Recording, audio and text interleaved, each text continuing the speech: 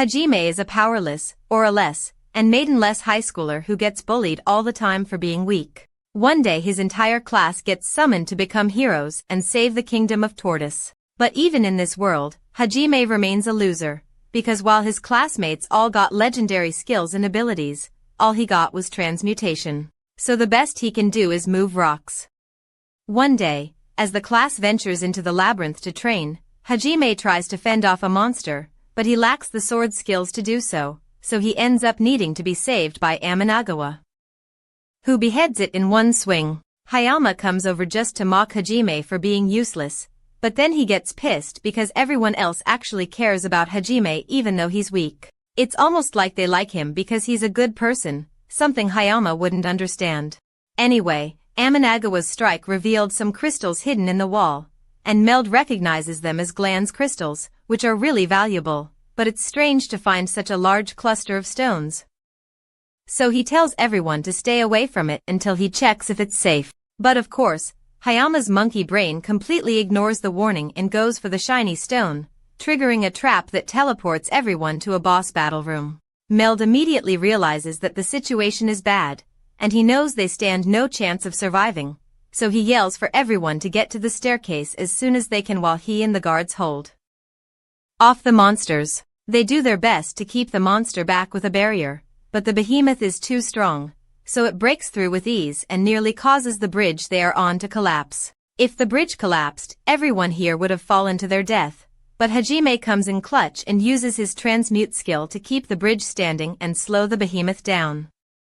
But it won't last for long, so he urges everyone to run away while they still can. Thanks to him, all his classmates were able to make it off the bridge safely, but the behemoth is starting to break through Hajime's rocks, so Captain Meld tells everyone to cast spells to buy Hajime enough time to escape. They all do as instructed, and Hajime starts running to get off the bridge, but just when it looked like he was going to be alright, one of the blasts from Hayama heads straight towards him, and Hajime is set falling to his doom while his classmates look on in horror.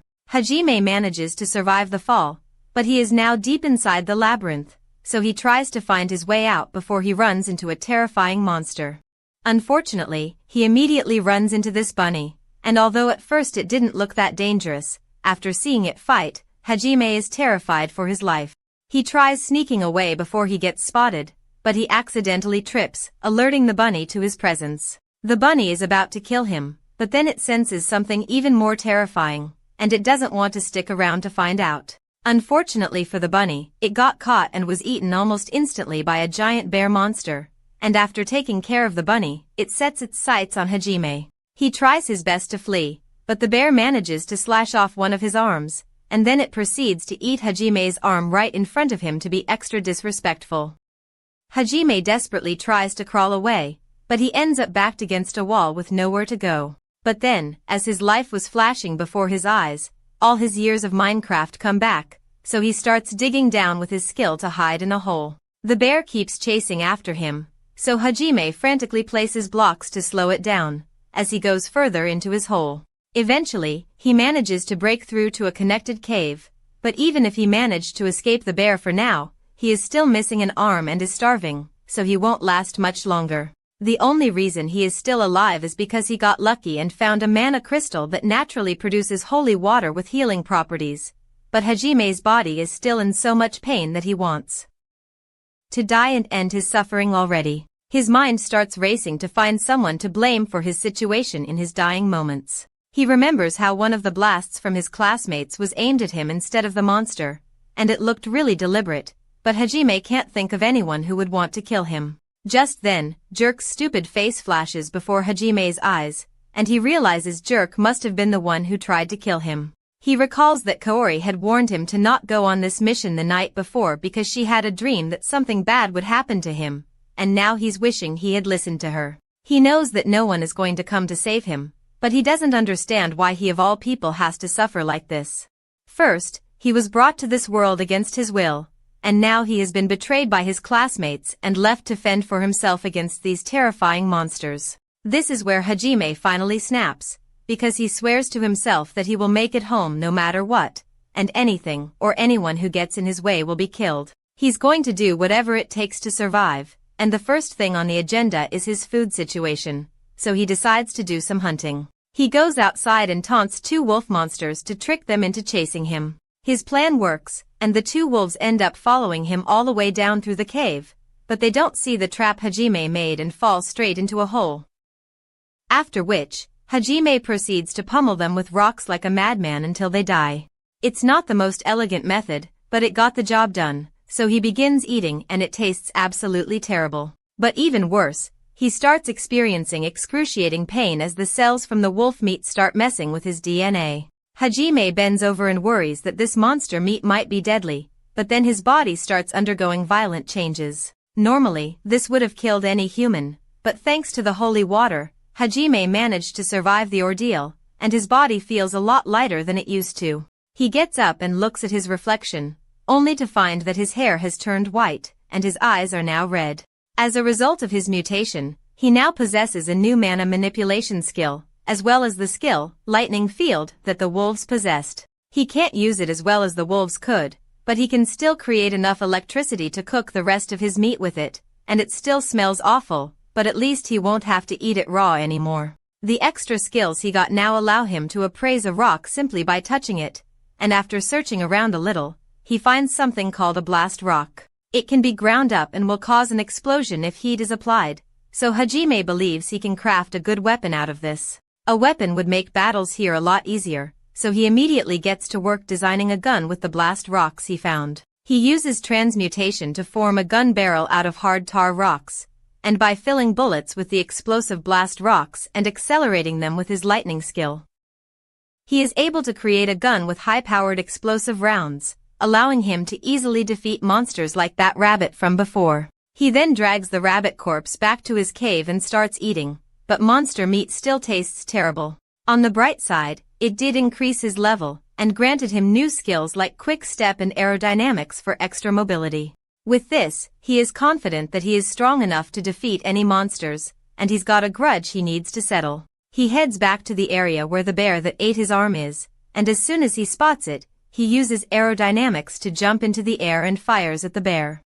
Unfortunately, the bear manages to counter and knocks him down, leaving Hajime injured, but while this may look bad, Hajime made something special for a situation like this. He pulls out a flash grenade and throws it straight in the bear's face, resulting in a blinding flash of light. And while the bear is blinded, he gets some payback by shooting one of its arms off and chomping down on it to assert dominance. After which, he puts a bullet through the bear's head to finally claim his victory. After eating as many beasts as possible, Hajime is now so strong that he can't level up from eating the monsters in this area anymore, but he still can't find a way up. So instead, he decides to go down to find an exit. He recalls that this labyrinth is meant to have 100 levels, but there aren't exactly any signs around here, so he has no idea how long it will take him to reach the bottom. He begins mining his way down and soon stumbles upon a cave, but as soon as he turns his lamp on, he locks eyes with a lizard, and one look from it makes Hajime rock hard. He ducks behind a boulder and tries to slow down the petrification process with a potion, but the lizard is still coming after him, so he has to think quickly. As the lizard climbs over the rock, Hajime throws a small bottle at it, and the lizard gets its vision privileges revoked. And now that it is blind, it's an easy target for Hajime to gun down. He keeps making his way through the labyrinth while slowly building his aura with each new monster meal. But while he's doing that, his classmates return from the kingdom to report what happened to the king, and Meld explains to the king that things didn't go as planned. Because Hayama couldn't keep his grubby mitts to himself, they ended up getting teleported down to the 65th floor. It's a managed to survive the incident at all, but unfortunately one of the heroes, Hajime Nagumo, wasn't so lucky. Word of Hajime's death has already begun to spread, and that's bad press for the kingdom, so the king orders Meld to act like this never happened, and the same goes for all the other heroes. Shizuka feels terrible about what happened, so she heads out into the courtyard to take her mind off it. But while training, Shizuka notices Hayama in the courtyard, and he seems really nervous, almost like he did something and is worried he is going to get caught. She recalls how back on Earth Hayama was constantly picking on Hajime, and now that she thinks about it, he was probably jealous of all the attention Kaori gave Hajime instead of him. So she briefly considers the possibility that Hayama was the one who blasted Hajime. But she doesn't think that's possible since no one would be petty or stupid enough to kill their classmate over a crush. Right.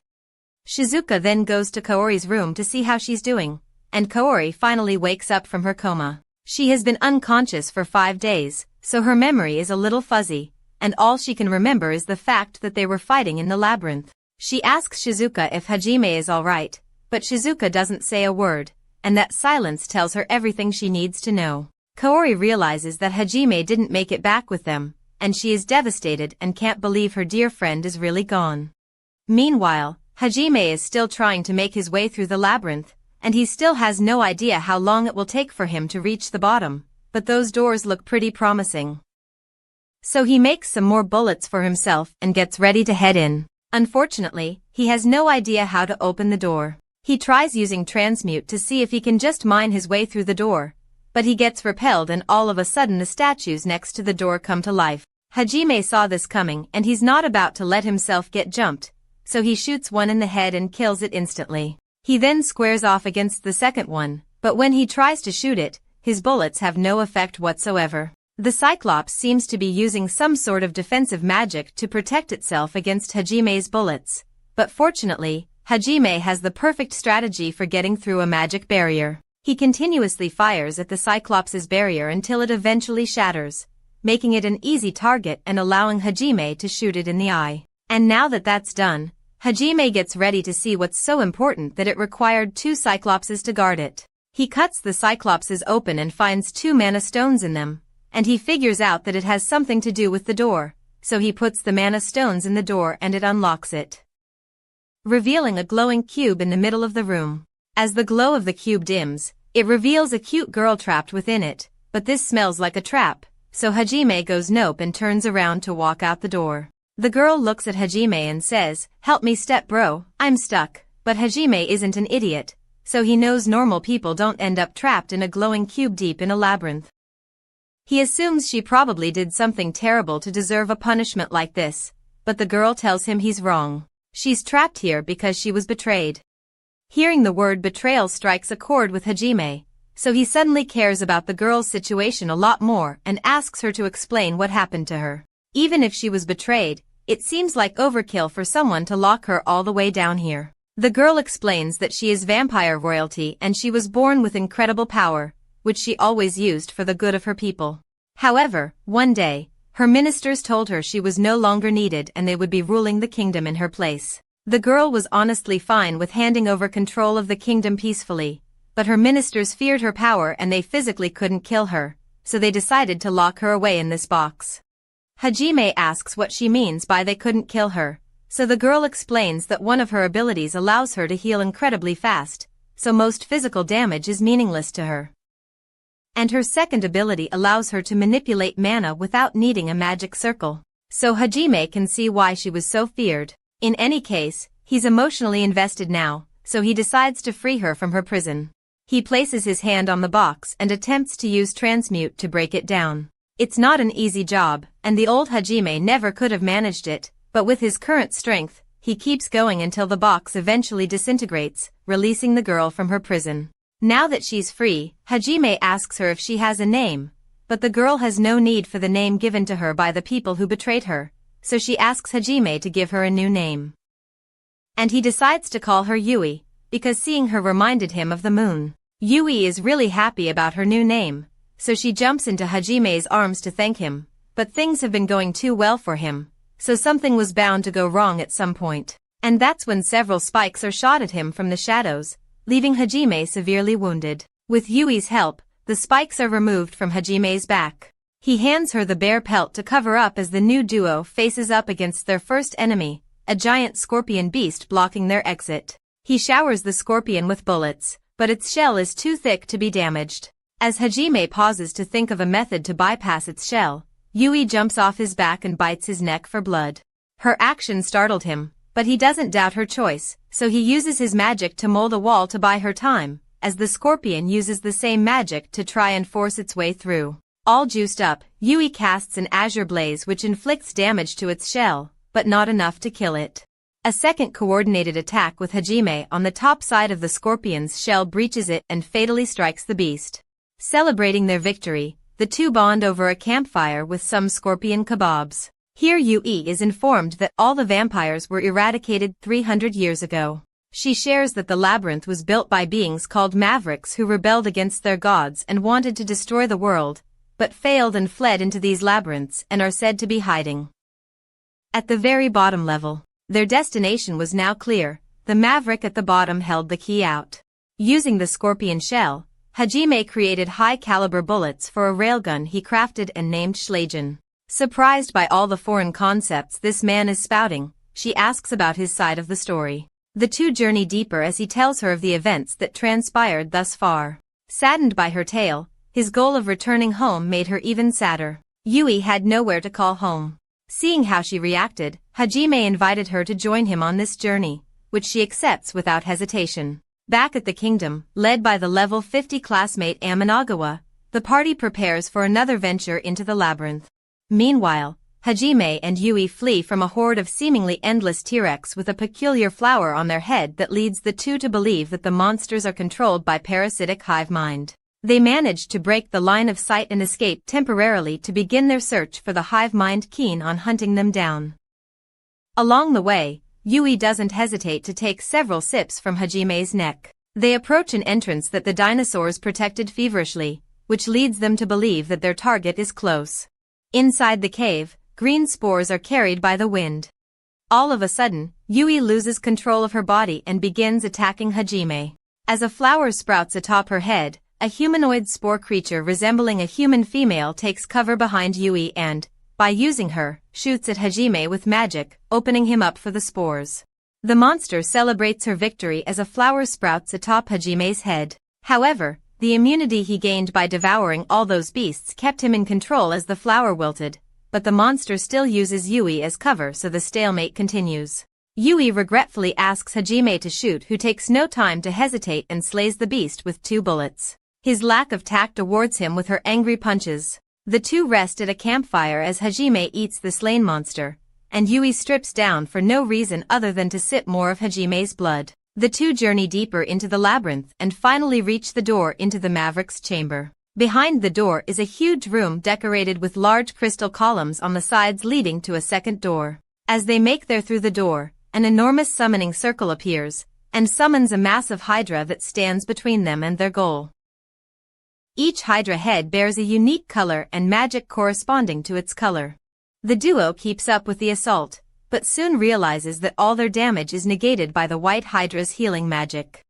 Hajime and Yui attempt to focus their attack, but the other heads notice and stand in between them, protecting the white head from harm. Hajime draws the hydra's attacks, giving Yui a chance to shoot a powerful spell at the healer. However, her attack is blocked by the yellow head specialized in defense. After her failed attack, the black hydra head uses illusionary magic to make Yui believe that she is once again sealed, and Hajime has abandoned her. Her screams cause Hajime to grab her and disengage. Yui snaps out of it and tells Hajime what she has seen. He then kisses Yui for the first time and reassures her they will win this fight and make it back home together no matter what. They bond now stronger than ever. They hatch an attack plan to defeat the monster. Yui distracts the beast using powerful magic, while Hajime grabs Schlagen and shoots a devastating beam that destroys all but the blue, red, and green heads. Without their healer, they now stand no chance against Yui's heavenly blaze, which eradicates the beast. Or so they believed. A final silver head appears and targets Yui. Hajime jumps in and tanks the blast using his rifle and as much defensive magic as he can. The smoke settles and the rifle disintegrates, while Hajime falls unconscious to the ground. Yui grabs him and creates a barrier protecting them from the ensuing attacks. She manages to pull him far enough and give him all the holy crystal water she can find, but he still won't wake up. She grabs Hajime's gun and rushes off to face the beast herself, but the bullets fail to penetrate the beast's hide. It blasts her down as well. Her cries for Hajime do not fall on deaf ears. Hajime grabs Yui and carries her away from danger. The last attack he took cost him his eye, but he has grown noticeably stronger, and to protect his new lover, he got an immense rage that got him back on his feet to save his partner and fell the monster. They coordinate an attack where Hajime drops the ceiling on the Hydra and transmutes it into a conductive cage, while Yui shoots an azure blaze which is amplified by the trap surrounding the beast. It perishes under their combined force as the two lovers find a moment to rest. Meanwhile, the party headed by Amanagawa makes its way through the labyrinth once more oblivious to their classmates' survival. All except Kaori, who can still sense that Hajime has survived. Bandaged, but at full capacity, Hajime wakes up with a strange soft sensation in his palm. To his surprise, he finds himself naked in a bed with Yui inside a gazebo surrounded by a forest. He lets go of her cheeks and electrocutes her into waking up. Noticing his well-being, Yui celebrates and hugs Hajime with tearful eyes. After he's caught up about how Yui patched him up, they realize they are now in the Maverick's domain. They fetch some clothes and make their way to a mansion standing alone in the woodland scenery. An illusionary sky mimics daytime and nighttime above them. The couple make their way into the building and find many rooms sealed off. On the third floor, they find an open room that begins to light up as they make their way inside. Across from them sits a skeleton dressed in fine wear, peering at a ritual circle in the middle of the room. Hajime steps into the circle seeking answers. It glows as the skeleton develops an illusionary cover of the human it once was, Oscar Orcus, the maverick who built this labyrinth. He congratulates the two on reaching this chamber and revealing that he is only a recording, and will do no more than tell them why he and his fellowship did what they did after finding out the truth of this world. Meanwhile, on level 65 of the labyrinth, Amanagawa and his group are ready for round 2 of their fight on the bridge with the behemoth and his skeletal army. They spawn in, but instead of panicking, the group spreads out and does their respective roles in the fight. Attackers go in as mages and supports fulfill their duty successfully, fending off the monster's attack while dishing out their own. Their combined effort successfully defeats the behemoth, and so the skeletons begin to fall apart while the group rallies after their first decisive victory.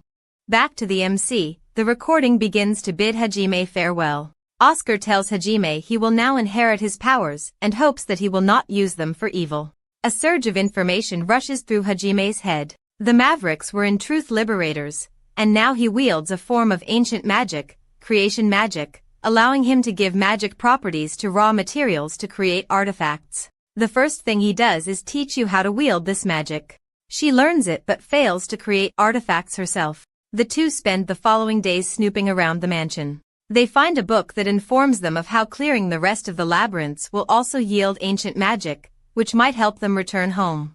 Later the duo shares a bath together where Yu expresses her love to Hajime, who is still shy and awkward when confronted with the matter. Using the vast resources inside the mansion, Hajime crafts several tools to aid on their journey. Vehicles, weapons, a crystal to replace his eye and an arm, all using the creation magic he learned. After 2 months of prep, Hajime puts a ring on Yu, cementing their relationship. The two prepare themselves and finally leave the labyrinth, ready with their unwavering bond to take on whatever the world throws at them, even against the gods that stand in the way of their goal. In the Raisin Gorge Canyon, a busted bunny girl finds herself surrounded by dinosaurs while she runs around asking for someone to appear. Just then, Hajime's and Yu's ritual circle appears and the two drop in, scaring the dinosaurs away. They celebrate their successful escape while the two lovers gaze into each other's eyes. Their wholesome moment is ruined by the blabbering bunny beast woman charging their way before falling and getting her head stuck in the ground. They move on and try to ignore the nuisance, but she grabs onto Hajime and begs the two to save her family. Her request falls on deaf ears, and the duo continues moving forward. Suddenly a giant two-headed monster Daihador returns and stands in front of Hajime, who takes it out with ease, much to the bunny girl's amazement. She introduces herself as Shia, the eldest daughter of the Haolia beast tribe. She pleads the two to help her race from being exterminated, and after a lot of begging they finally agree to look into the matter before she insults Yu's breast size as a way inferior to hers and gets blasted to near death for it. Shia was exiled from her tribe for the magic powers she held. Her power to see possible futures is what helped her come to where the duo would appear. She also saw the doom of her tribe on the horizon. The duo agreed to help her on the condition that she helps them navigate the sea of trees on their path to the next labyrinth. They reach the Beastman village just in time to save it from a group of flying dinosaurs. Her tribe had left the other beastmen tribes to support Shia after it was revealed that she has a magic similar to monsters, a fact detested by beastmen who do not wield magic. Her tribe's weakness and lack of magic meant their struggle for survival was an extremely difficult one, but with Hajime's and Yu's help, that task was accomplished with ease. Shia offers to join them on their journey, but the two reject firmly. But instead, seeing that none of her tribe are fit for combat, they spend the next few days training them so they are ready to survive. After rigorous training, Shia learns to enhance her physical attributes for combat and asks to join the couple on the journey once again, claiming to be in love with Hajime. Just then her tribe returns turned into bloodthirsty killers that know how to fend for themselves, maybe a bit too well. The Beastmen tribe leads the couple to the great tree within the sea of trees. There a tablet asks them to present 3 more symbols similar to the ring they got from Oscar, the power of regeneration, and a beacon formed of bonds to unlock the door forward. Knowing what they need, the duo heads for the rest of the labyrinths in search of the other symbols. Shia recalls a memory of her mother telling her a story about a white shadow that lurks within the sea of trees hidden from all. Moral of the story was to teach her not to fear everything different and that one day she will meet special and wonderful people just like her. That is why she insists on going along with the couple while keeping it a secret. After Shia succeeded in her training with Yu, Hajime allows her to join them, yet he tries to her away one last time, but fails. With a new member in tow, the trio bids the Beastmen's tribe farewell and continues their journey in search of labyrinths. Still in the Risen Gorge, the trio looks for the entrance to the labyrinth. Shia stumbles upon a strange sign, and when they gather around it, a voice echoes and welcomes them to Milady Risen's super-duper exciting labyrinth. There Shia, by some stupid luck, once again stumbles over the secret entrance. Needless to say, this labyrinth has no lack of traps. Some spikes shoot out the wall, scaring Shia shitless. Aside from physical traps, the voice recording of Milady on its own is a form of torture to their ears. From boulders barreling down a narrow hallway, spinning saws from either side of the walls, a giant bottomless pit, even buckets falling on Shia's head, the maze was level S hazard. Yet nothing the 3 adventurers couldn't handle. After a while and a lot of place they started at. After running in circles for a while, they reach a room with a door at the far end, and suits of armor decorating the walls on either side. To no one's surprise, the suits begin to move and attack the trio. There's nothing special about them, but they do seem endless, so they rush towards the door and jump through onto a moving block. The block takes them up face to face against a giant iron golem with a smiley face drawn on it, claiming to be Milady Risen. According to Oscar's notes, Milady is as dead as he is, but the golem insists it is Milady. Milady's tone changes from playful to serious as she asks Hajime about his end goal. He tells her that he wishes to return to his world after the god of this world forced him here.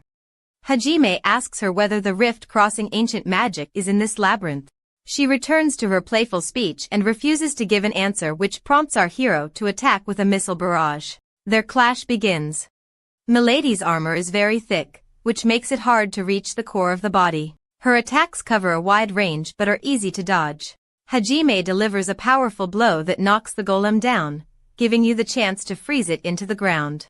Hajime then uses a drill to stick a rod above the golem's core. Shia follows up by smashing her giant hammer on the iron rod, thus penetrating the armor and destroying the core. As the golem's power begins to fade, Milady gives Hajime a warning. Following the path he is currently on, he will eventually face the bastard gods they fought long ago and achieve god-killer status. She bids them farewell and good luck on their journey as she disappears. Inside Milady's chamber, the trio finds yet another golem, a small one that Milady uses to greet them again. After a few smacks, she teaches the group gravitic magic that only Yu is high enough level to use for now with a bit of training.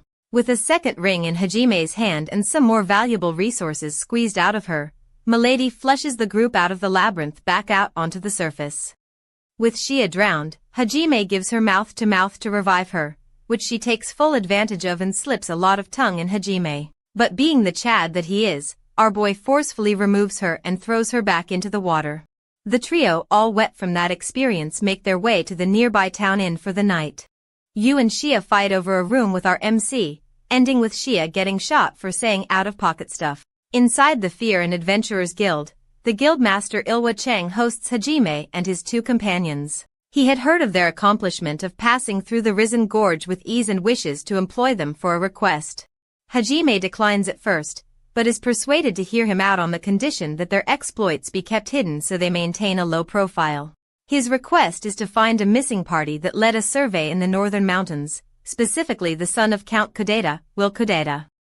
Hajime accepts in exchange for status plates of their own, as well as the guildmaster's support if needed. The trio wastes no time and travels towards the last known location of the missing party. Along their way, they make a stop at a village where the teacher of the I-Sky class named AI taught the villagers how to plant and maintain rice fields, which the place is now famous for. Hungry for his homeland's staple food, Hajime's party reaches the inn where his teacher and a few of her students are resting. Before this point, Hajime had been believed to be dead by everyone who knew him before the incident in the labyrinth. However, mention of his name by Yu and Shay, as well as his familiar voice, makes it obvious to AI, despite his drastic change in appearance.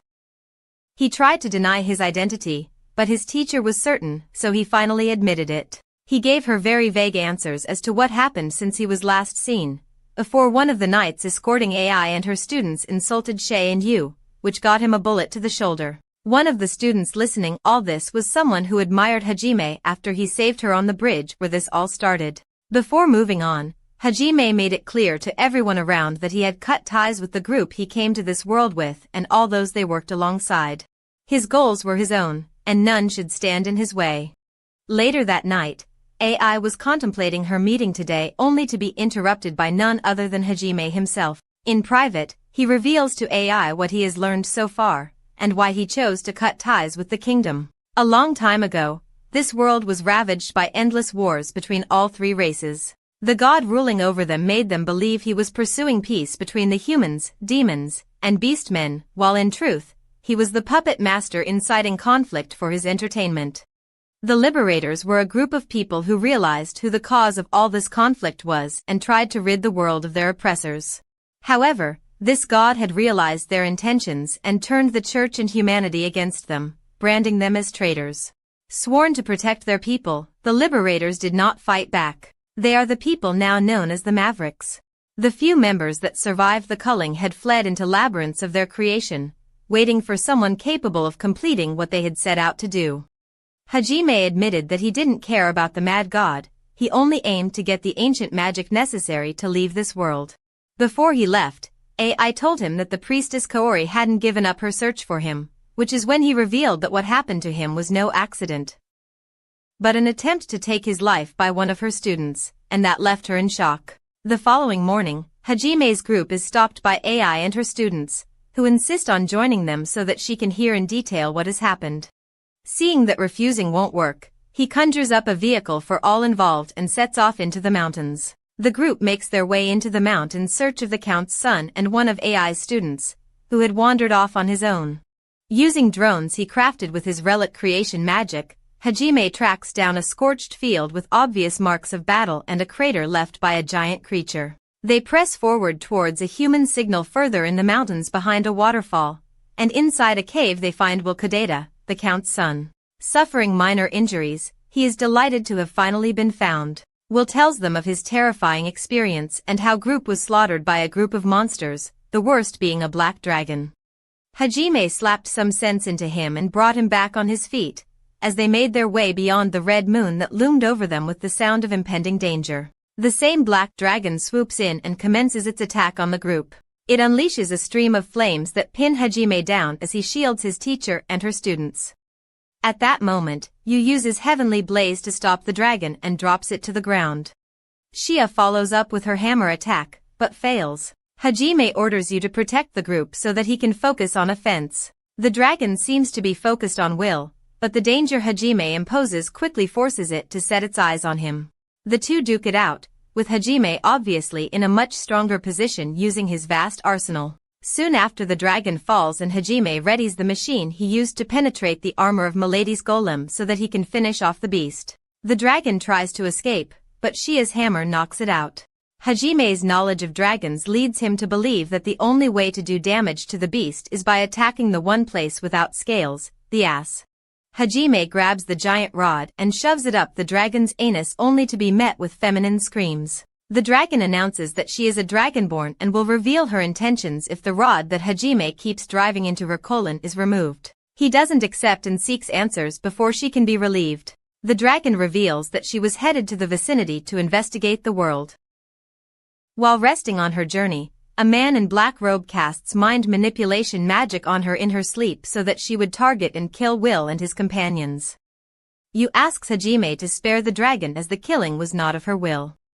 The dragon herself begs him to remove the rod since her mana is almost depleted and she will return to human form, which would kill her in that state. With the rod forcibly removed and the dragon reverted into human form with a possible new kink, she reveals her identity to be Tio Claris, of the Claris clan of Dragonborn. She warns the group that an army of thousands of monsters led by the man in black robes is headed for the town of Uar.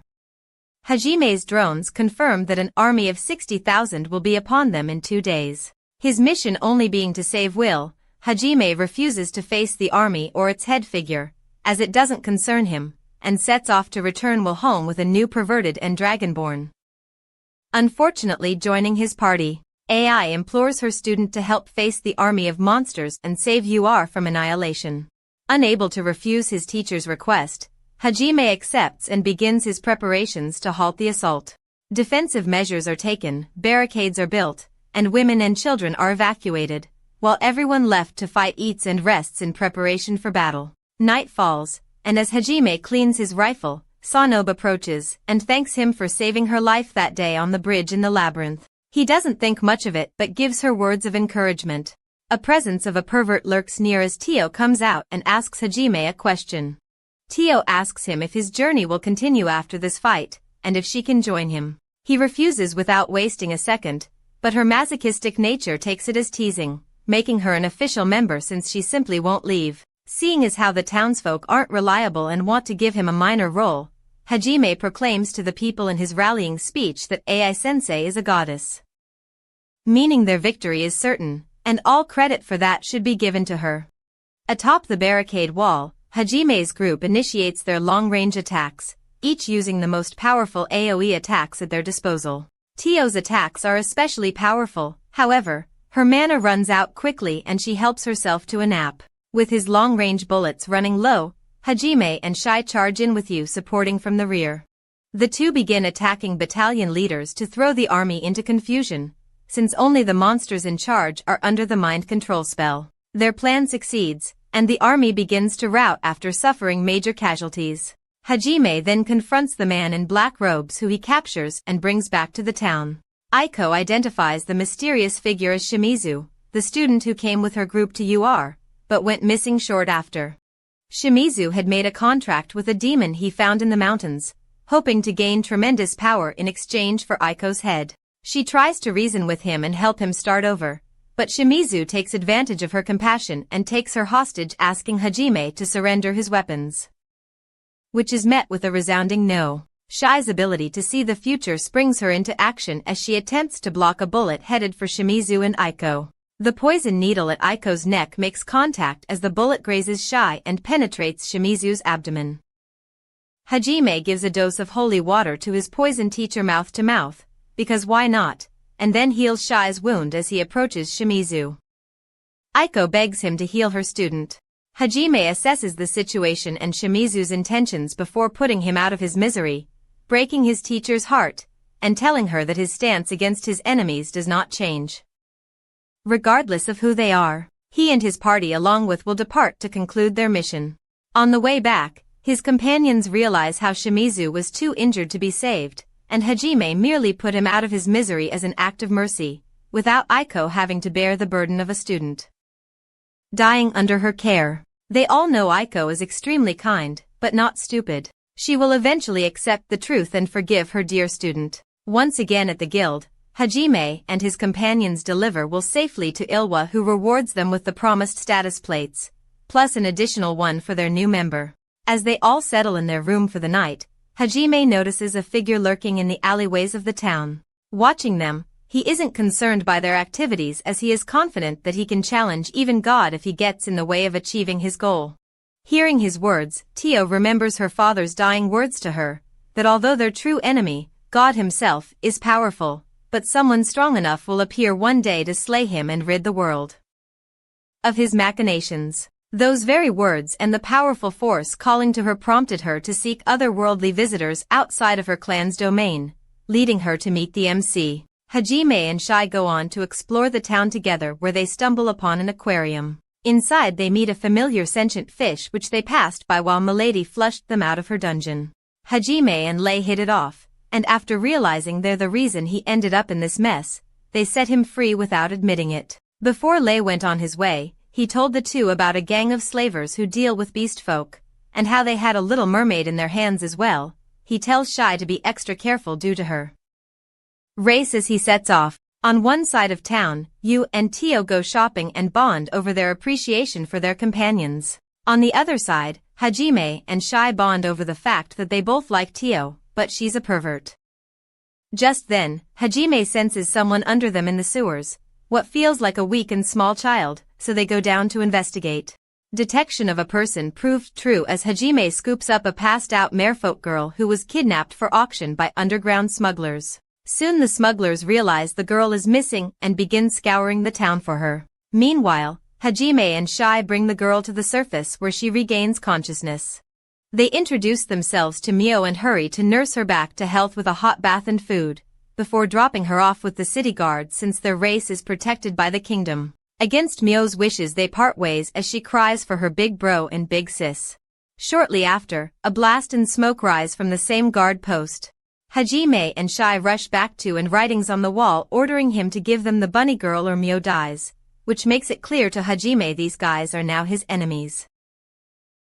As they rampage through town, they regroup with Yu and Tio who join them on their hunt for the slavers' hideout. They split up into teams of 2 and purge the whole city of slaver gangs as they look for Mio's location. Meanwhile, the auction begins with Mio at its center. In that moment, Hajime breaks in and puts 3 bullets in the organizer's head, picking up Mio and flying her out to see the fireworks as his companions raze all the slavers' hideouts to the ground. With the little girl now safe, Hajime takes her and regroups with his companions as she gives her hero a new title, Papa. Hajime and his party make their way through a barren rocky land to the outpost town of Dorad. This is where it all started 4 months ago when he was last here with his classmates adventuring to Orcus Labyrinth.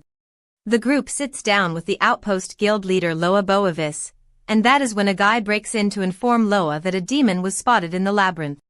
Hajime identifies him as Endo, one of his former classmates. He begs him to come down and save the rest of his classmates that are now faced with the demon. As the heroes' party reached the 90th level of the Orcus Labyrinth, they found no monsters in sight, only their blood splatters covering the ground. A red-haired demon lady walked out of the shadows and offered them a chance to join her as Shimizu did. They decline and engage in combat with her myriads of powerful monsters.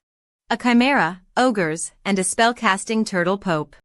The group fought to the best of their abilities, but the demon's ability to heal the monsters meant they were fighting a losing battle. Their barrier caster was stabbed and seriously injured during their battle, and that is when Kaori's friend Shizuku ordered Endo to use his stealth abilities to flee and tell their captain Meld what had transpired.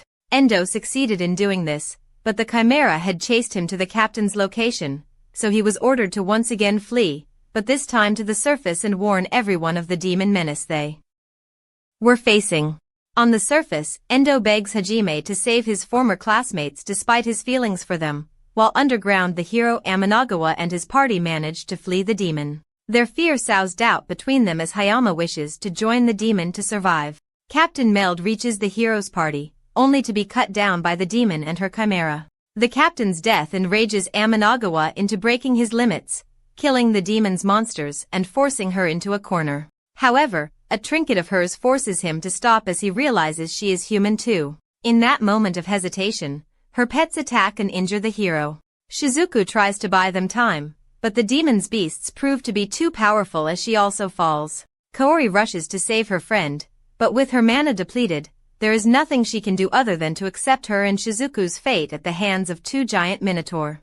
Before the monster's attack lands on the 2 girls, a giant rod penetrates the ceiling and impales both monsters, killing them instantly. The dust of the impact clears as Hajime stands before them. All it took was one bullet for the behemoth to perish this time.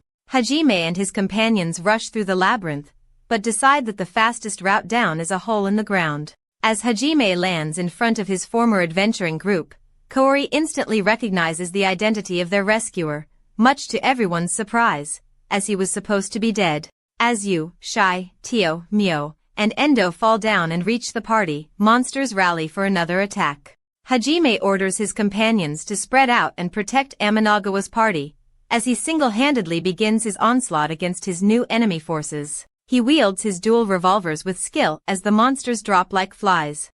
Kaori and her friends watch in astonishment as the man they knew as Nagumo Hajime tears through the monster hordes with unprecedented might. The Pope Turtle fires off a beam attack at Hajime, and using a relic shield, he deflects the attack at the demon woman, destroying the bird creature she used to heal herself and her forces. His companions easily fend off any attacks on the injured, as the demon makes a last desperate attack against Hajime. She casts Crashing Jail, enveloping him whole.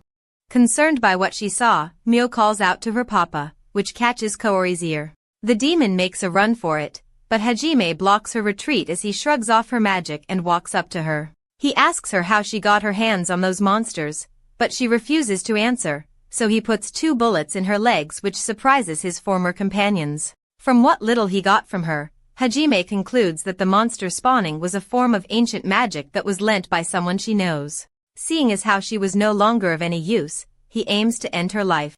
She warns him that her lover will seek revenge as Amanagawa tries to convince him that she is no longer a threat. Hajime doesn't think twice before he puts a bullet in her skull.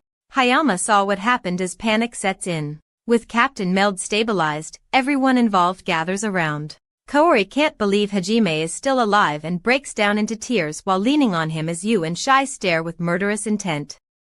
They all make their way back out of the labyrinth while Amanagawa and Hajime's moral compasses collide over the killing of the demon. Hajime makes it clear that he has no ties here anymore and will kill anyone who stands in his way, even them. He tells him that he did this because he owed Kaori, and once they're out, it's goodbye forever.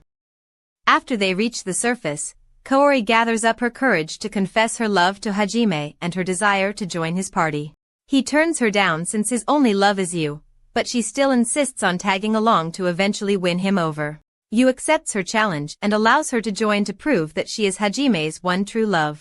Kaori is now an official member of Hajime's party. After a bit of strangling over the papa's business, he tells her to get ready for their departure the next day. Kaori bids farewell to Shizuku and the rest of her former companions as Hajime conjures a jeep, with a car full of odd characters fighting for his love. Hajime and his companions set off to find a way back to his world, allowing nothing, not even a god, to stand in their way. Hajime and his group are driving through the desert, when all of a sudden, they get attacked by a sandworm. And I don't know where Hajime learned how to drive like this, but he is doing a great job evading the worms. It'll be a problem if that thing manages to catch up to them, so Hajime decides to bust out his anti-tank missiles and fires them at the worms. The worms are reduced to large chunks of meat, so Hajime and the others can continue on their trip. But a few meters ahead, they spot a group of sandworms gathered around something. Hajime is curious, so he pulls up the car machine gun and starts blasting until every single worm is gone.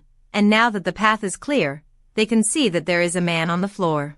Hajime normally wouldn't want to get involved, but as a priest, Kaori wants to help him. And Hajime honestly wants to find out how the guy managed to survive so long in the desert without getting eaten. They drive over to him, and Kaori examines his body only to find that he is suffering from extreme mana overload. Basically, he ingested some sort of poison that is making all the mana in his body go wild, so if he doesn't get help soon, he is going to die.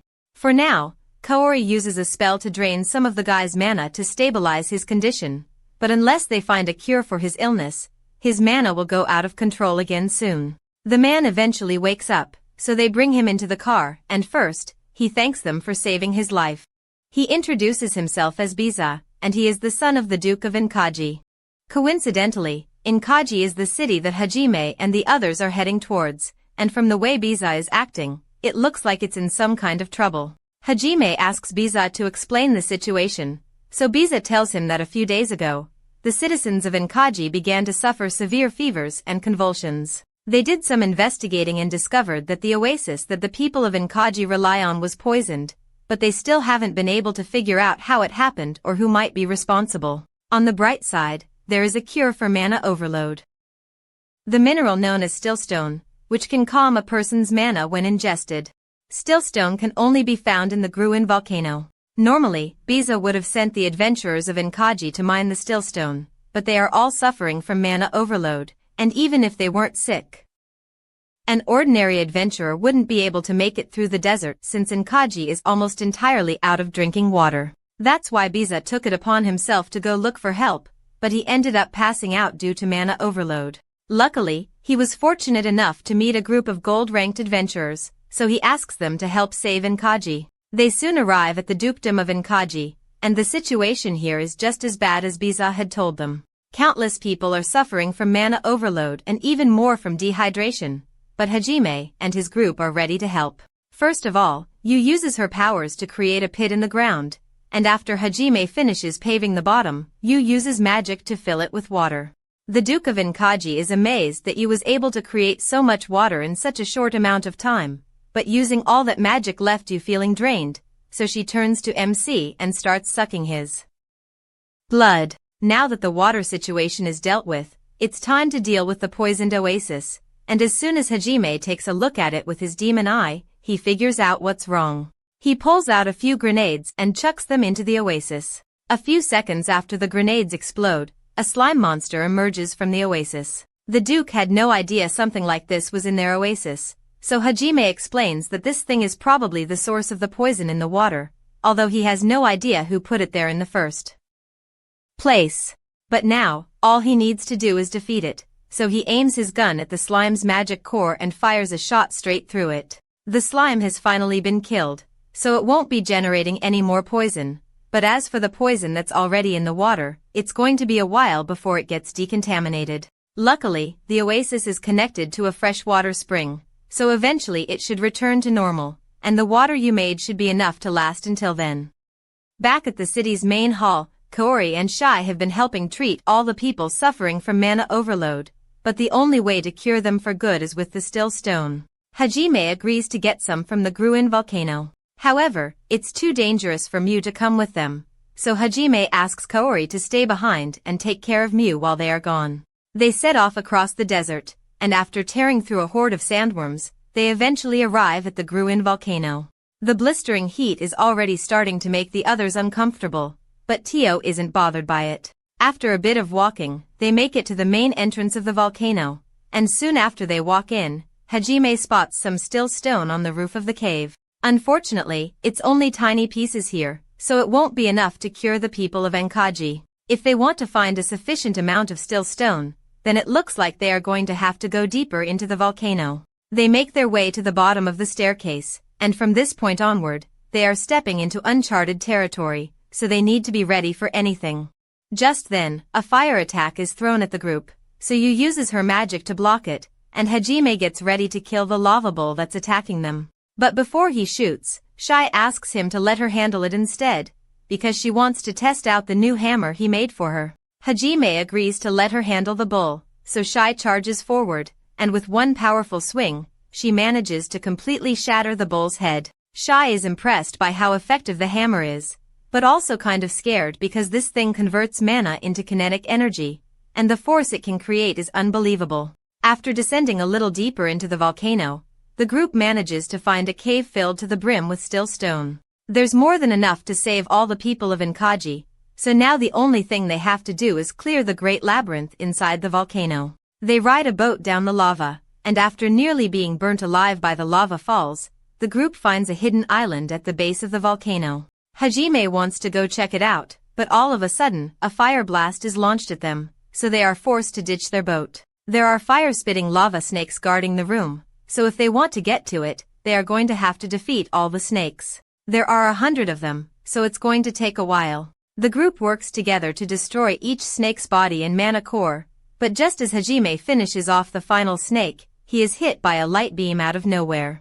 Hajime is still in one piece, but that blast left him unconscious, so he starts falling to his doom, and Yu has to use her magic to save him. After getting him to safety, She tries giving him some holy water to heal his wounds, but nothing seems to work. All of a sudden, blasts begin to rain down from the sky, so Yu casts a shield to protect herself. By the time the onslaught is over, Yu is left exhausted, and just then, they hear a voice coming from above them. Fried is glad he chose to set up an ambush here since it worked perfectly, but he can't believe that Hajime managed to survive a full power blast from Uranus. Hajime finally regains consciousness, and he sees Fried up in the sky, so he kind of understands what's going on here. Fried acquired God's age magic, so now he is an apostle and intends to do whatever it takes to make the wish of his God come true. He activates his God's age magic and creates a rift in space, allowing him to sneak up behind Hajime and blast him across the volcano. The girls want to help him, but they are too busy defending themselves against the dragons, so Hajime is on his own for now. He manages to use limit break to counter the blast, but it still knocks him back, and Fried isn't giving him a chance to recover. Hajime summons his crossbits to counter the attack, and with them shielding him, he slowly begins advancing towards Fried. Just then, Fried and his dragon get knocked away by Tio in her dragon form. She then fires a blast at his dragon, and the dragon fires back at her, so now the two are locked in combat. While Fried is distracted, Hajime sneaks up behind him and strikes him across the chest before kicking Fried across the sky. He was about to follow it up with another attack, but a dragon saves him and flies him up. Hajime tries to go after him, but his body finally gives out under all the stress, so he starts falling towards the lava. But at the last second, Tio swoops in to save Hajime and carries him back to safety. Fried is amazed by the strength of Hajime's companions, and he is slightly scared since he nearly got beaten by a crippled Hajime, so he decides to switch tactics to defeat him. There is a magic device controlling the flow of magma in this volcano, so Fried uses his magic to remove it. And now, the volcano is going to erupt, taking Hajime and the entire Great Labyrinth out with it. There's not much time, and there's no way all of them can make it out of here with Fried blocking the exit, so Hajime gives Tio his cross ring and asks her to escape on her own. Hajime has every intention of making it out of this alive, but right now, Tio is the only one who can make it out of here, so he needs her to go deliver the still stone stored in his ring to Inkaji. Tio understands, so she flies straight up to make it out of the volcano before Fried can seal it off. Fried's dragons begin firing at her in an attempt to keep her from escaping, but Yu and Shay provide cover fire, and Hajime's cross bits keep Fried busy once Tio makes it out. So she is able to get past him. Meanwhile, back at the Lilith was trying to have a discussion with her father, but when she finally gets his attention, he looks at her like she's some sort of criminal. And that's not the only strange thing either, because all the guards look like they just smoked something they shouldn't have. The king and the guards all completely ignore Lilith and continue walking, so she knows something is wrong, but she's not sure what it is. She starts walking back to her room when she notices Shizuku in the courtyard training as usual.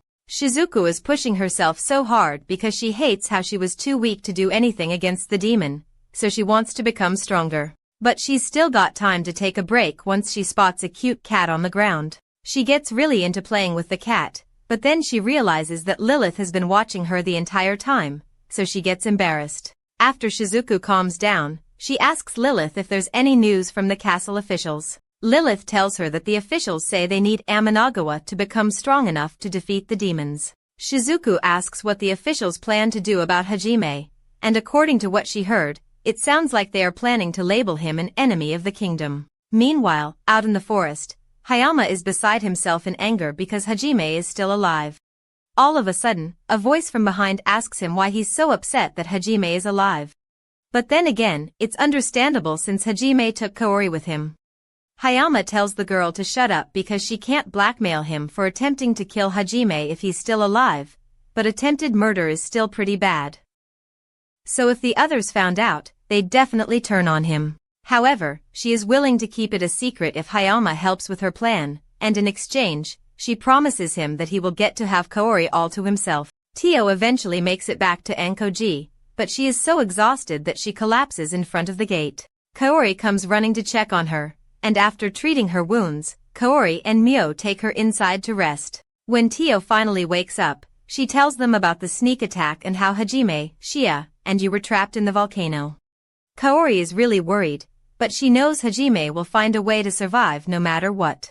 Still, she would like to go help him as soon as possible, but they can't take Mio on such a dangerous mission. So first they are going to take her back to Zdradzony, and afterward, they'll go look for Hajime. Speaking of Hajime, it looks like he and the others managed to get away from the volcano after all. But he is still in critical condition, so it will take a while for him to get back on his feet. On the bright side, you can tell that the effects of the light poison from that dragon blast are starting to fade, so Hajime should regain his stamina soon. And even though they are in the middle of the ocean, Yu still plans to give him a special lower body workout. While she does that, Hajime thinks back to what happened in the volcano as the magma was rising. They had no way of getting out, so they found a door in the side of the volcano and went inside to avoid being burned to ash. The inner room was thankfully magma-proof, so they were safe for the moment. And as luck would have it, this room contained the ancient god's spatial magic spell, so Yu was able to analyze it immediately. However, it will take some time for her to learn how to use it properly, so she can't teleport them out of there. They still have to find a way out, so Hajime suggests that they should just swim through the lava. The others think that sounds crazy, but knowing Hajime, he probably has something planned, so they go along with it. They open the doors, and as the room is being flooded with magma, Yu puts up a barrier around them. The barrier won't last forever, so Hajime summons his latest invention. He had built a submarine in case they needed to explore some underwater labyrinths, and as luck would have it, Hajime had made this thing lava-proof too. They all get in the sub and dive down into the magma until eventually, they get caught up in a current and are spat out into the ocean from a thermal vent. That explains how they made it to the ocean, but they still have no idea what part of the ocean this is. Hajime could probably figure out where they are if he had his cross ring, but he gave that to Tio, so for now, they are completely lost. All of a sudden, their ship is boarded by mermen, and they accuse Hajime of kidnapping one of their children.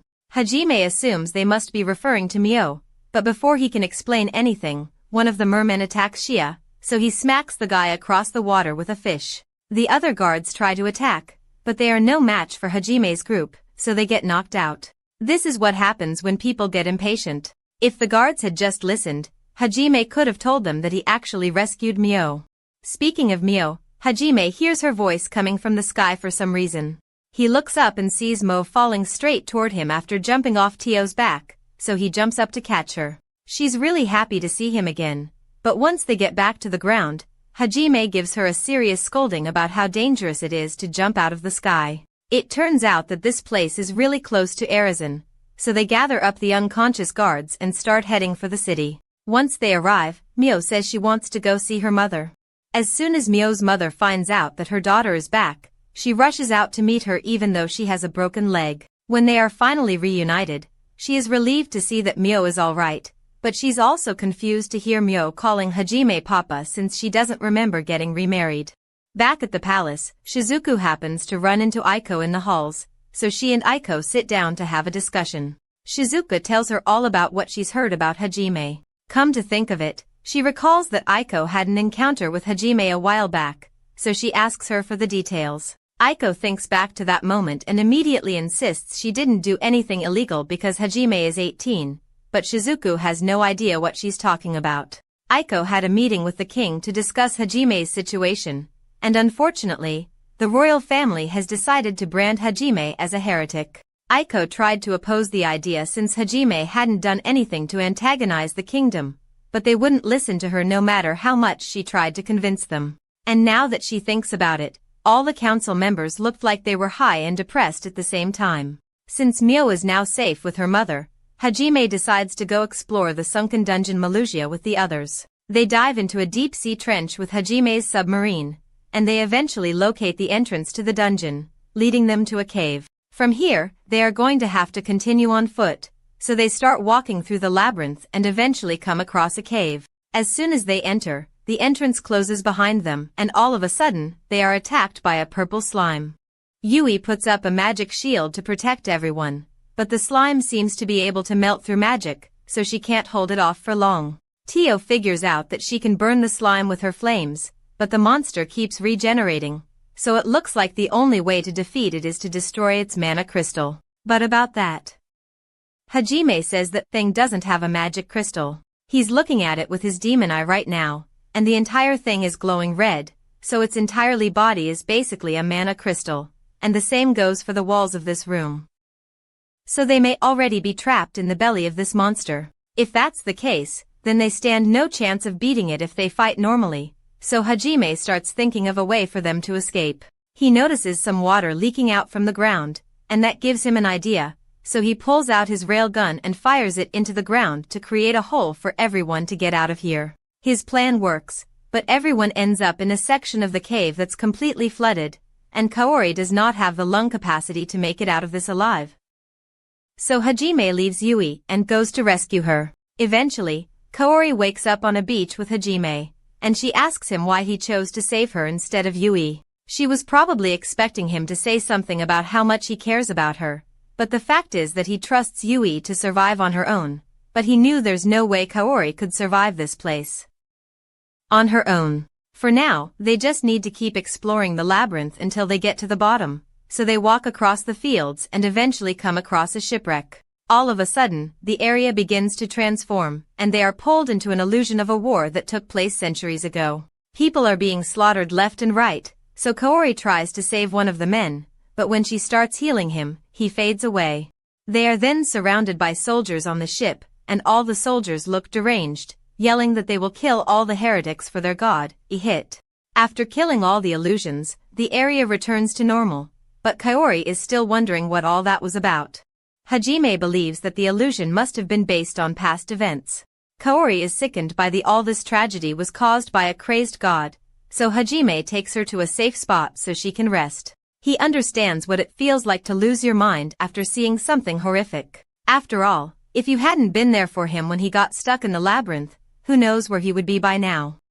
Hearing Hajime talk about you like this makes Kaori feel jealous, so she asks Hajime if he thinks she is an inconvenience, and yes, he tells Kaori that she's holding him back. When she first joined the group, Hajime treated her harshly, hoping that she would eventually give up and stop following him, but she kept insisting on sticking around. Hajime tells Kaori that he is in love with you, and nothing is ever going to change that, so if hearing him say that makes Kaori's heart ache, then she's better off not being around him. Back at the palace, Aiko is on her way to meet with her students so she can tell them what she knows, but before she could get there, she is stopped by a nun. Aiko asks her to get out of the way, but the nun tells her that she is here to take Aiko to the Divine Mountain, and she won't take no for an answer. The nun tries to hypnotize Aiko with her charm skill, but Aiko's deity status makes her immune to its effects, but unfortunately, it doesn't make her immune to hands. So the nun just punches Aiko in the gut to knock her out. The nun starts carrying Aiko away to make sure no one witnesses this, but the princess saw the whole thing, and she knows she needs to tell someone before it's too late. Hajime and Kaori continue through the shipyard and come across a giant ship in the middle of the field. They board it, and as soon as they do, another illusion begins to manifest. It looks like this illusion might not be so bad, because the king at the time was holding a party to celebrate peace between the humans and demi-humans. But then, a few seconds into the banquet, the king reveals that he is still every bit as racist as he was before, and the only reason he held this banquet was so he could slay the filthy animals that claim to be equal to humans, all in the name of his god, Ihit. Seeing all the carnage leaves Kaori feeling sick again, but they still need to keep moving, so they head down into the ship corridor. As they walk, a dark mist rolls in, and Kaori ends up getting separated from Hajime after a wind trap is triggered. Hajime tries to go after her, but he gets surrounded by soldiers, so he has to defeat them. Once he has taken out all the soldiers, he starts looking for Kaori, and before long, he finds her standing in a suspiciously dark corner. Hajime can immediately tell that something's wrong, so just to be safe, he shoots Kaori in the head with a magic bullet. Kaori falls to the ground in pain and asks Hajime why he did that, but Hajime just shoots her again. He has already figured out that something is possessing Kaori's body, but the ghost laughs because it thinks there's nothing he can do about it. However, Hajime just points his gun at the ghost again and prepares to shoot. The ghost starts to panic and reminds Hajime that this is still Kaori's body, so even though the magic bullets won't kill Kaori, he can't just keep shooting her. Hajime puts his gun down to think about it for a second, but then shoots the ghost again anyway. It's not like the ghost is going to release Kaori if Hajime stops shooting, and the magic bullets cause a lot of pain, so Hajime is just going to keep blasting the ghost until it leaves Kaori's body. The ghost realizes Hajime isn't bluffing, and the torture of being shot over and over isn't worth it, so it immediately releases Kaori's body. After the ghost leaves, Hajime gets close to Kaori to check if she's still alive, and as soon as she wakes up, she kisses Hajime on the lips. Hajime asks her what she thinks she's doing, so she tells him she's giving him her answer to his question. She is in love with Hajime, and even though she knows he loves you most of all, she intends to stay by his side regardless. They eventually find a magic circle that teleports them to the final area of the labyrinth, and it looks like the others managed to make it here in one piece as well. So they head to the center, and Yu begins analyzing the magic circle. Meanwhile, back at the castle, the remaining students are starting to realize that something is wrong, because it has been 3 days since Aiko supposedly went to the Divine Mountain. And they haven't heard from her since. As for Aiko, she's alright, but the nun says her power is inconvenient, so until the right time comes, they are going to keep her locked up for now. After what she witnessed, the princess has been on the run because she doesn't know who she can trust. Everyone has been acting strange lately, so she's sure something is going on, but she can't do anything about it on her own. Meanwhile, in one of the training halls, all the soldiers who have been turned have been gathered in preparation for the plan, and it looks like Hayama is in on it. At the same time, in the demon realm, Fried tells his soldiers that he has received a decree from their god, so they will be marching to eradicate all the heretics. Back in the Highlight Kingdom, Meld has realized that something called the Void has been afflicting the people in the castle, and unfortunately, it has already spread to 30% of the army, including the leaders and officers. He asks Jose to help gather everyone who knows about black magic, so they can prepare countermeasures against the Void, and in the meantime, he heads back to his office to prepare some letters. He wants to send these letters to Duke Zengen and Nkaji and Hajime in case something happens to him here, but suddenly, there's a knock at his door. He is already on edge, so he draws his sword and is ready for a fight, but then he realizes it's Hayama, and he still trusts him, so he puts his sword away and lets him in. He asks Hayama if there's anything he wanted to talk about, but Hayama just keeps tapping his foot on the ground without saying a word. Suddenly, there's another knock at the door, and this time, it turns out to be Jose.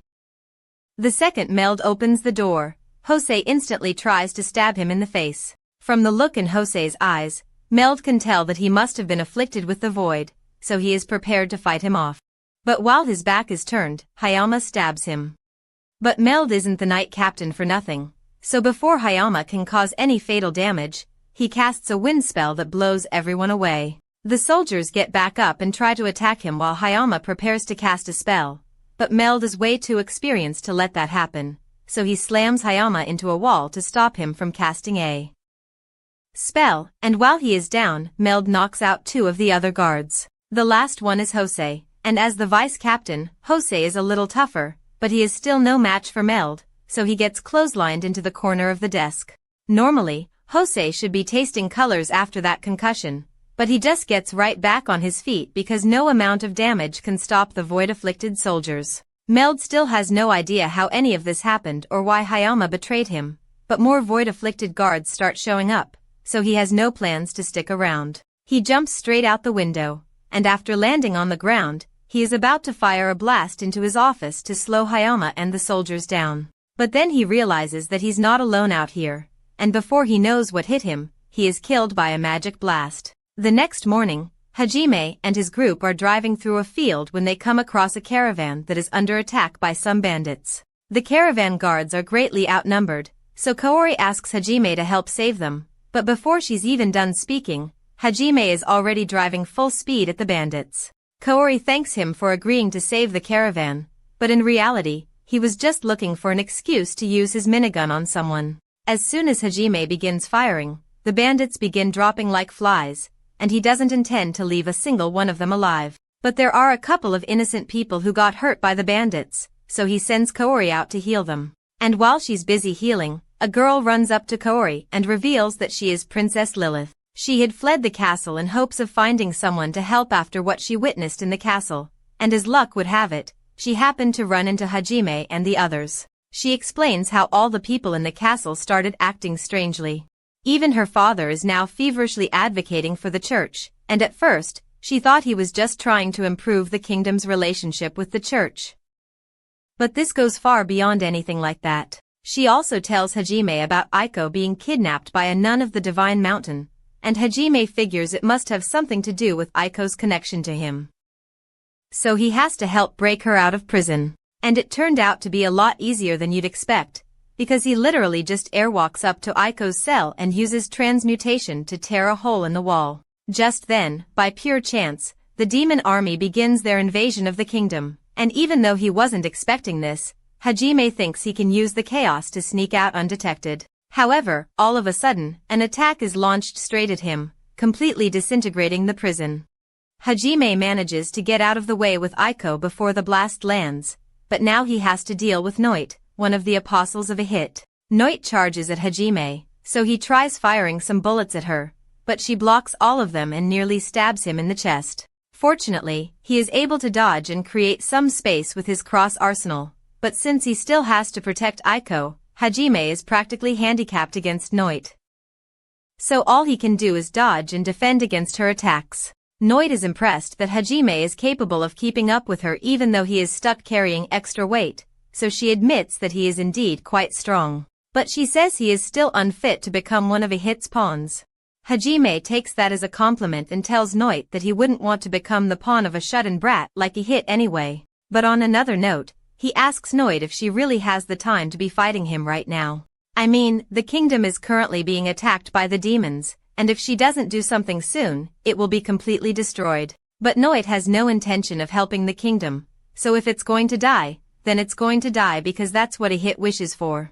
Hajime now realizes that a hit sees all people as nothing more than pawns to be killed for entertainment, and at this point, he wouldn't be surprised if a hit is also being worshipped by the demons and orchestrated this whole war just for fun. Apparently that's exactly what's going on, so Noit asks Hajime what he plans to do about it, but Hajime honestly doesn't care. In fact, he would be happy to get out of a hit's way entirely if they just agreed to send him back to his original world. However, Noit tells him that's not going to happen because a hit has more hate for Hajime than Spider-Man's writers.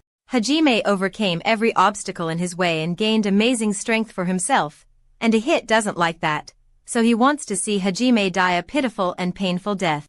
That's a lot to take in, but Hajime now knows that there's no point in trying to reason with Noit. Just then, Tio shows up and blows Noit out of the sky with her dragon's breath, and Hajime has never been so happy to see her. He hops onto her back, asks Tio to get Aiko to safety so he can fight Noit at full strength, so Tio flies off, and Hajime turns back to face Noit. Noit uses her magic to launch a fireball at him, so Hajime jumps out of the way and starts firing his machine gun at her. Noit is too quick for Hajime to hit her with his machine gun, so he tries blasting her with his cannon point blank, but Noit vanishes and appears behind him, forcing Hajime to block with his cannon as she slashes at him. He doesn't have many options here because everything he has tried so far has failed to even scratch her. Noit charges at him again, so he tries grabbing her swords, but she's too strong. He jumps back to create some space, and in the process, Hajime gets cut. However, he notices that Noit's swords are starting to take some damage, and that gives him an idea. He summons several crosses and has them fire full power blasts at Noit. She manages to come out of it completely unharmed, but Hajime never intended to hit her with that attack. He pulls out 2 rings and throws them at Noit, but she easily knocks them away. Noit believes Hajime is finally running out of options if he tried using such a desperate attack, but then he takes out his guns and aims at 2 rings beside him. The rings are connected with spatial magic, so when he fires his bullets, the shots come out right next to Noit, forcing her to block with her swords. As a result, both her swords are shattered, allowing Hajime to tie her up with a magic rope. Now she has nowhere to run, so he loads up his railgun and penetrates her with a 12-inch thick rod. There's no recovering from a wound like that, so Noit dies and falls out of the sky. And now that his fight is over, Hajime goes to check on Tio and Aiko, and it looks like they blew up the entire church. Tio was initially going to just burn it down, but Aiko wanted to help, so she used some magic and ended up creating a bunch of methane. The methane was way more powerful than she expected it to be. Tio personally thinks Aiko is really impressive because she never could have destroyed the entire church on her own, not to mention all the people inside the church who most certainly died in there. As soon as Tio says this, it dawns on Aiko that she really just killed people, and she breaks down in regret. Hajime knows how she must feel, so he comforts her and says everything is going to be fine. Just then, a figure appears from the ruins of the church, and it doesn't look like a survivor, so Hajime gets curious. He asks the man who he is, but the man remains silent and points toward a magic circle on the ground. The circle looks like the same kind from the Great Labyrinth, so the three step onto it and are teleported to a separate room. As they walk in, they step into another magic circle. The spell in the circle is one that allows you to manipulate the soul. It could even be used to transfer a soul from one vessel to another. And if something like this exists, Aiko believes there must be a spell out there that can send them back to Japan. But that aside, they need to hurry back to the capital because it's still under attack from the demons, and they don't know if Hajime's classmates are alright. Earlier that day, after hearing all the commotion outside, Shizuku and a bunch of the other girls got worried, so they went to get Amanagawa so they could figure out what's going on. Just then, one of those voided soldiers comes over to the group and informs them that the demon army is attacking the capital, so they need to come to the stadium immediately and prepare for battle. They agree, but as they are walking to the stadium, Shizuku realizes something is off, so she tells everyone to stay on guard.